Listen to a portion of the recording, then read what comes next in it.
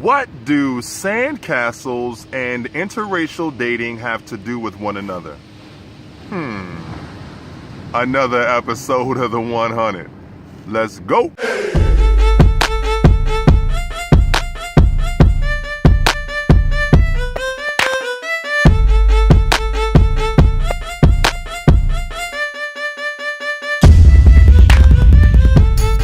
What up, world? It's your boy Sanyika. Welcome to another episode of the 100. Happy New Year to everybody as you embark on your New Year's resolutions. Every year for the past 13 years, I have been fasting for the entire month of January. I do not eat from sunup to sundown. I usually abstain from things like alcohol and sex. Since I'm not drinking anymore, I'm pretty much just abstaining from sex. I meditate every day. I don't eat fried foods. I don't eat red meat. It is very important as you embark on your New Year's resolutions that you commit yourself to doing something that requires you to commit emotionally, physically, and mentally. Otherwise, you're going to find yourself in a situation where, you know, I see it come, I see it go. People are like, man, 2016 is going to be the year. Until 2016 sucks, and then they gotta wait until 2017. 2017 is gonna be the year. 2018, it's going down. And then you end up in 2037. Oh, it's gonna be the best years of my life. It's gonna be amazing. You know what they say? To get something that you've never got, you gotta do something that you've never done. Let's cut all the chit chat. Today's question is from one of my homies, Chris Case. Chris, talk to me. Hey, Sanyika, Timberland here, aka Chris Case. I have a question. I want to know what's your take on interracial dating. Keep it 100. So check it out. So the dude who just asked the video question, his name is Chris Case, but I call him Timberland because he looks like Timberland. Like, you know, the producer, Timberland. Understand? With fly beat and my fly band, not Peter. Yeah, Timberland. He does. So I'm just gonna do a quick medley of Timberland songs. Wiki wiki baby girl. Boom. Nah, maybe not. I'm not gonna embarrass him but he does look like Timberland. Just rewind the video because he really looks like Timberland. So I called him Timberland. Anyway, let's get on to it. Interracial dating, let's go. So today's episode is on interracial dating. Man, that is like walking on a landmine field. A lot of people have opinions and feelings and emotions about interracial dating. So let's just set the table real quick. My most recent relationship is with a Caucasian woman. I have dated Latina women. I've dated Middle Eastern women. I've dated African American women. I've dated women from many different nationalities. So I just wanted to put that out in the air real quick, just so it was on the table. Classifying dating as interracial dating is making dating more difficult than it needs to be. Goodness gracious, it's hard enough just to date any individual, any human being. So now you gotta put qualifications on it. They gotta be this skin complexion. They gotta come from this cultural background. Goodness gracious, man, just date, get it over with. Just find somebody to love. Because you putting a lot of expectations and a lot of frustrations ahead of yourself before you even signed a contract. Dating is hard. Just date someone that you love.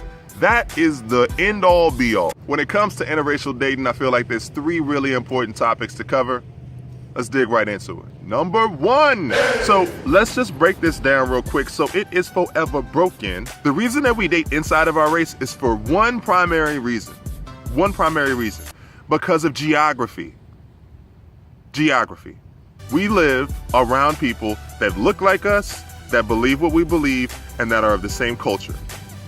That is the primary reason that we date within our race. And then as we started to migrate in different places around the country and different cities and different parts of the world, then we took our homemade beliefs about people that we grew up with out into other areas and carried that belief with us. But don't get it twisted. The reason that we date each other, the people that look like us, is because of geography. Primarily because of geography.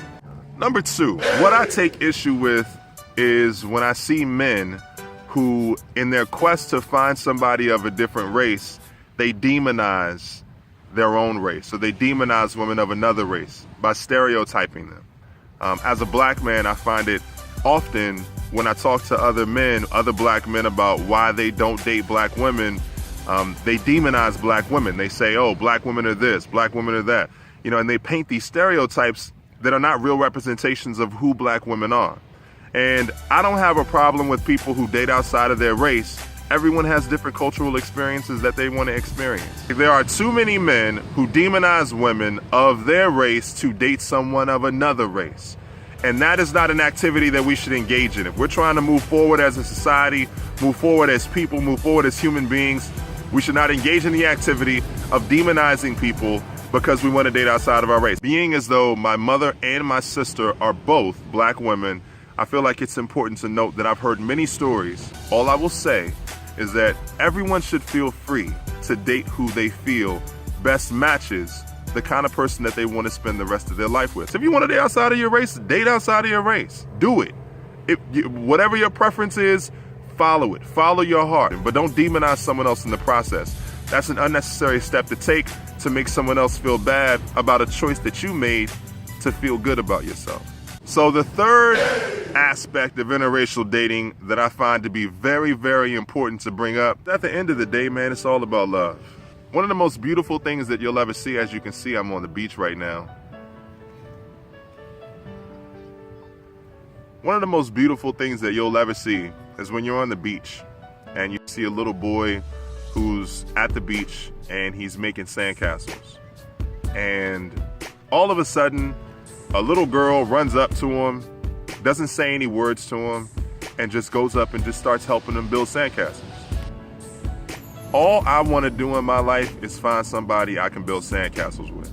You got me, I got you. Let's build a sandcastle. And I feel like if that individual is of another religion or race or, cultural background, so be it. Just find somebody you can build sandcastles together. Finding the right person is not easy.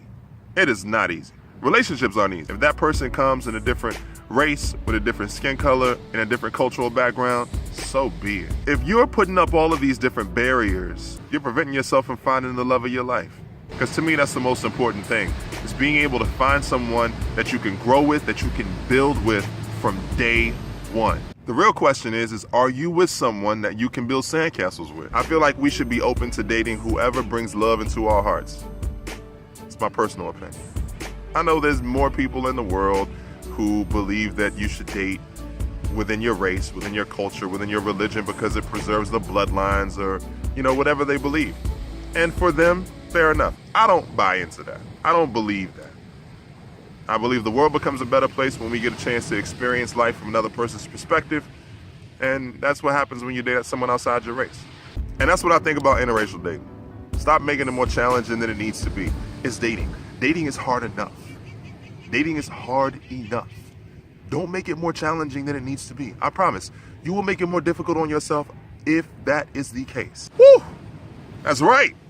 That's how we get down on the 100. We gets it in and gets it out. Or we gets it up and we gets it down. I like it on the beach. It's beautiful out here. Goodness gracious, this place is amazing. Thank you for tuning in to another episode of the One Aceto Seto. You can have an entire episode of the 100 wrapped around your video question. Email your video question to san@gmail.com. Email me your video question so that it doesn't degrade the quality of the video. Ask a question that's real, that gets down to the core of something that we all know and understand and really want to learn more about. If I like your video question, I'll wrap an entire episode around it. Bada bing, bada boom, we got an episode. Thank you for tuning in to another episode of the 100.